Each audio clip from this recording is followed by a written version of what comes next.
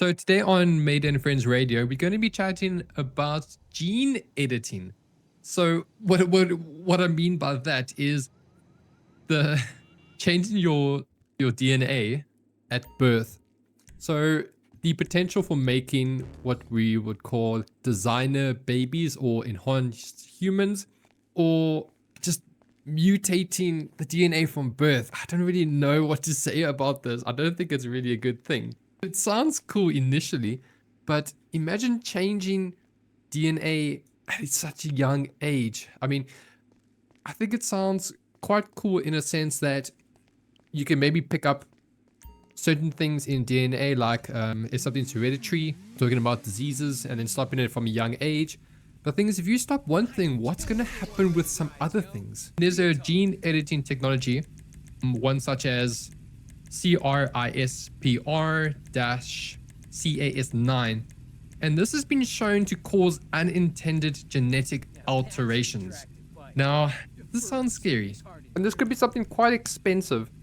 So only the wealthy would be able to change things. So this would be changing eye color at birth, changing the DNA to change hair color. Literally, I kid you not, it sounds like Sims.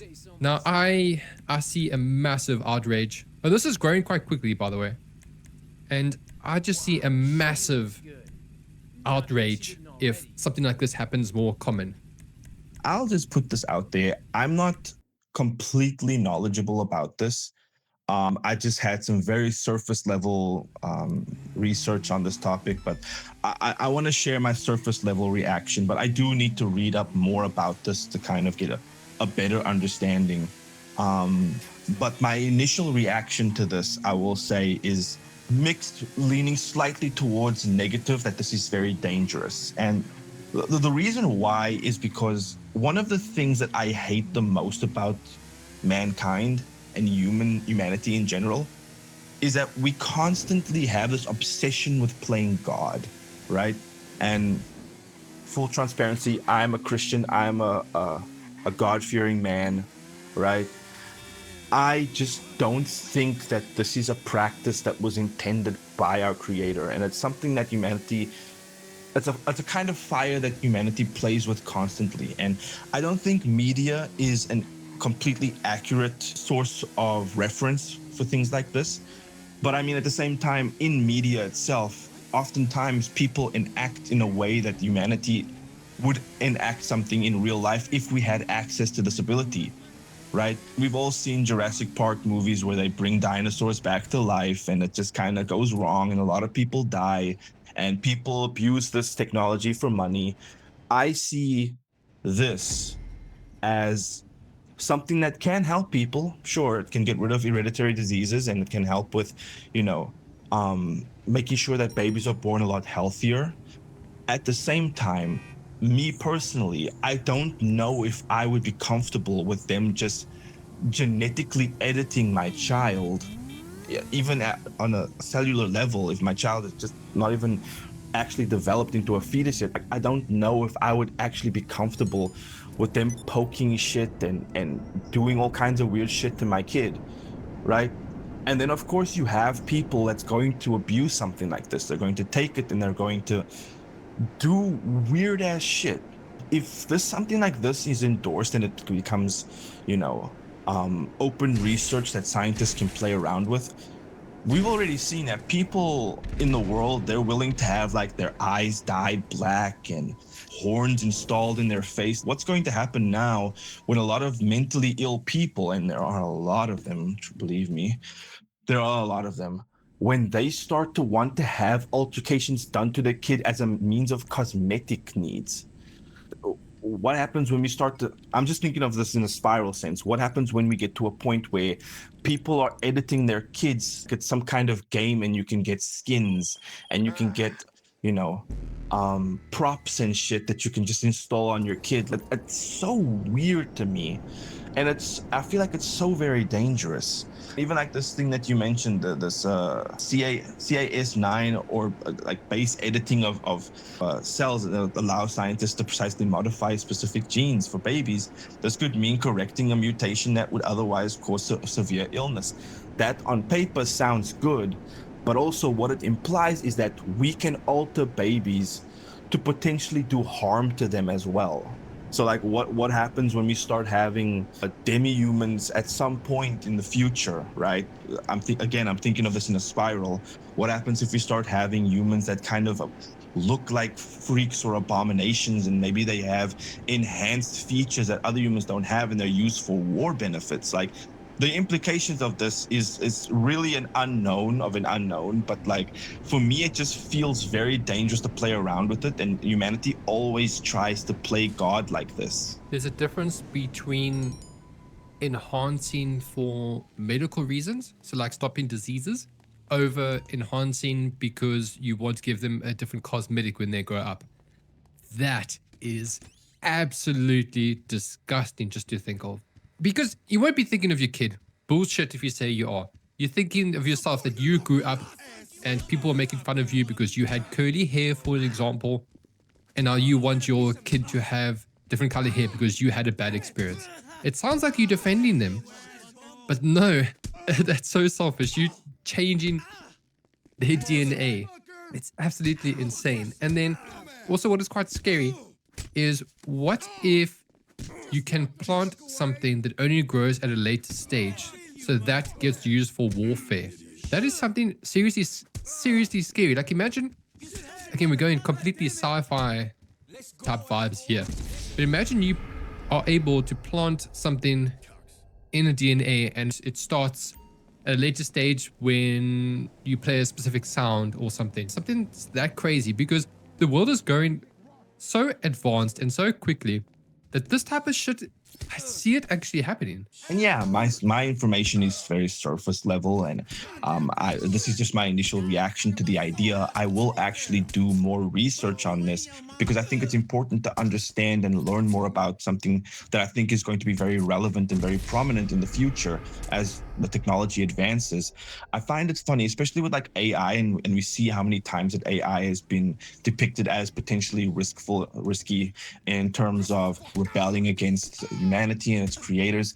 I find it so funny that whenever humanity tries to play God, we always do it for our convenience. We always create things. We try to create life, and we create these breathtaking, leaps in discovery and technology. We create it for our own convenience. And then we're surprised when things rebel against us, and we're surprised when things don't work in media. It's a very scary thing. And then I look back at, okay, but then again, the intentions of this creation was not pure to begin with. When you look at God, God created man. And I know that there might be a lot of people that don't believe in that type of stuff, but I do. So I'm going to talk about it. God created man not to serve God as a means of convenience, but rather just to live life and live life according to the will that they created for us. We just live. We don't serve God in any physical way or shape or form. All we do is praise them, give thanks to them. So it's kind of hard for me to really see this and be like, oh, this is so good, this is going to help so many people, when already the world is kind of like really rotten, right? Because we always just think of ourselves. Like, you have parents that are taking their kids to beauty pageants and enforcing so much of their personal ideals onto their kid. Can you imagine if parents like this had access to actually genetically change and modify their child? If we're looking at things like changing eye color and hair color maybe, and skin color, what if we get to a point where people just flat out want to eliminate any potential things that they think of as flaws from their child? If you have enough money, you'd probably be able to do it, right?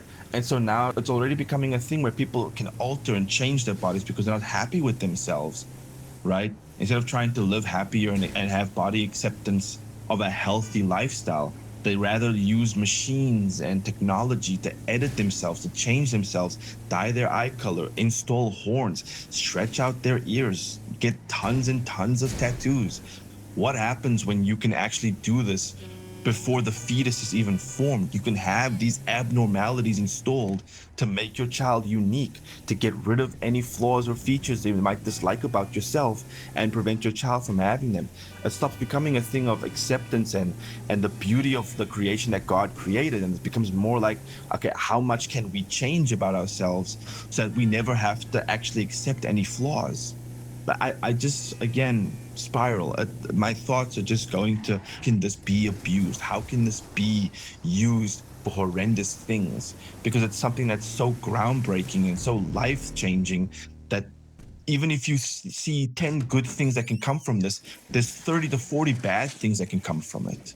Yeah, I mean, on paper, it sounds interesting. I'm not going to say it sounds cool because I think doing your own real life build your character is just, that's very inhumane. I do not agree with that. I love the idea of doing it for medical purposes, but I just find that that will be used as a cover up. My own opinion, this is not factual. I just think it'll be used as a cover up to change and do alterations on the person's body. But that's my opinion. And the thing is, humans are nice because we have flaws. No human is perfect in this world. And I think if we have the, put it in inverted commas, perfect human, I think that's going to be, I don't have anything good to say about that. We'll be a robot, literally be a lifeless robot. And you're setting up the child now, because we're going to start from a younger age, you're setting them up for complete hate, complete failure, and they didn't damn well choose this. So I think it's very inhumane. I'm definitely not for it.